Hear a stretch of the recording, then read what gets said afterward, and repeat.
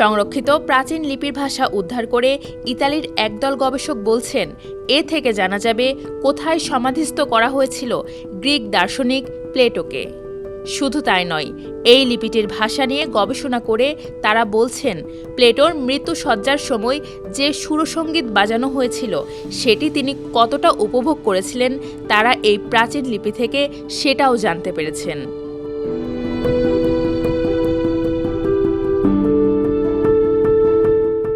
জানা যায়, এই লিপিগুলো ভিসুভিয়াস আগ্নেয়গিরির অগ্ন্যুৎপাতের ফলে দীর্ঘদিন ছাইভস্মে ঢাকা পড়েছিল।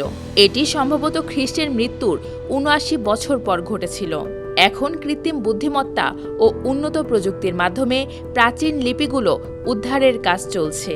ইতালির পিসা বিশ্ববিদ্যালয়ের ফিলোলজি ডিপার্টমেন্টের প্রফেসর গ্রাজিয়ানো রানুচিহা বলছেন, তারা যে কথা উদ্ধার করেছেন তাতে ধারণা করা হচ্ছে প্লেটোর কবরটি এথেন্সের একটি তীর্থস্থানের কাছে কোনো একটি বাগানে রয়েছে, যে স্থানটিতে এখন রয়েছে প্লেটোনিক একাডেমি এথেন্স।